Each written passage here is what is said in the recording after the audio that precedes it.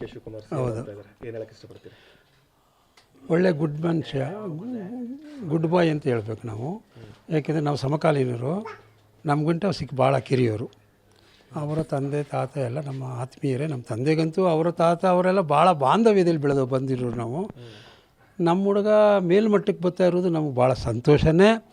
ಜೊತೆಗೆ ನಮ್ಮ ಐನೂರು ಹೇಳಿದ್ರು, ಅವರು ಯಾರನ್ನೂ ದ್ವೇಷಿಸ್ಕೊಳ್ಳೋಕೆ ಹೋಗಲಿಲ್ಲ, ಆತ್ಮೀಯವಾಗಿ ನೋಡಿದ್ರು. ಅದರಿಂದಲೇ ಅವರ ಉನ್ನತ ಮಟ್ಟಕ್ಕೆ ಬರೋಕ್ಕೆ ಒಂದು ಸಾಧ್ಯನೇ ಆಯಿತು ಅಂತ ಅನ್ನೋ ಅಭಿಪ್ರಾಯ ನಮಗದೆ.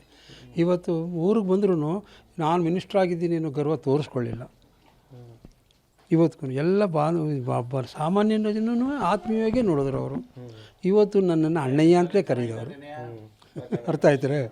ಅಂಥ ಆತ್ಮೀಯ ಭಾವನೆ ಅವರಲ್ಲಿ ಸಂಪೂರ್ಣ ಇರೋದರಿಂದ, ಅವರಲ್ಲಿ ಒಳ್ಳೆ ಗುಣ ಇರೋದರಿಂದ ಆದಷ್ಟು ಬೇಗ ಇಷ್ಟು ಅದು ಸಾಧನೆ ಮಾಡಿ ಬರ್ತಾವ್ರೆ.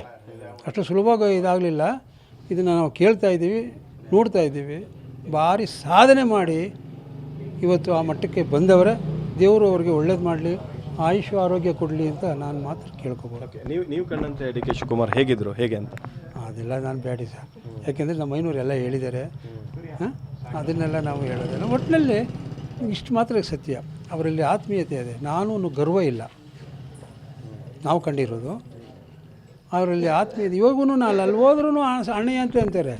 ನಮ್ಮ ಸೂರ್ಯರೇ ಆಗಲಿ ಅವರೇ ಆಗಲಿ, ಆ ಬಾಂಧವ್ಯ ಅವರಲ್ಲಿ ಇರುವುದರಿಂದಲೇ ಅವರು ಈ ಮಟ್ಟಕ್ಕೆ ಮೇಲ್ಮಟ್ಟಕ್ಕೆ ಬರೋಕ್ಕೆ ನಮ್ಮ ಕಾನ್ಸ್ಟಿಟ್ಯೂನ್ಸಿಯಲ್ಲಿ ಸತತವಾಗಿ ಮುಂದುವರಿಕೆ ಅವಕಾಶ ಆಗುತ್ತೆ. ಈಗ ರಾಜ್ಯದಲ್ಲೇ ಇವಾಗ ಉನ್ನತ ಮಟ್ಟಕ್ಕೆ ಹೋಗ್ತಾ ಇರೋದು ಭಾಳ ಸಂತೋಷದಲ್ಲಿ ಸಂತೋಷ. ನಿಮ್ಮ ಹೆಸರು ಸರ್?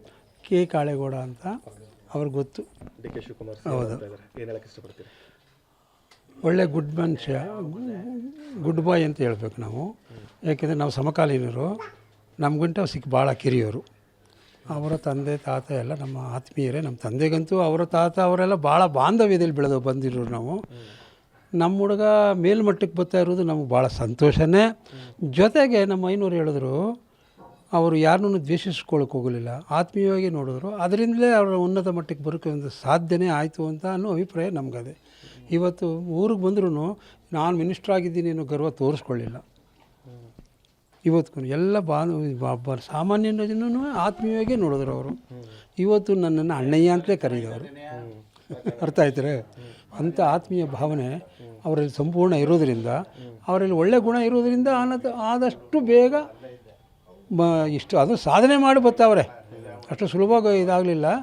ಇದನ್ನು ನಾವು ಕೇಳ್ತಾ ಇದ್ದೀವಿ, ನೋಡ್ತಾ ಇದ್ದೀವಿ. ಭಾರಿ ಸಾಧನೆ ಮಾಡಿ ಇವತ್ತು ಆ ಮಟ್ಟಕ್ಕೆ ಬಂದವರೇ. ದೇವರು ಅವ್ರಿಗೆ ಒಳ್ಳೇದು ಮಾಡಲಿ, ಆಯುಷ್ ಆರೋಗ್ಯ ಕೊಡಲಿ ಅಂತ ನಾನು ಮಾತ್ರ ಕೇಳ್ಕೊಬೋದು.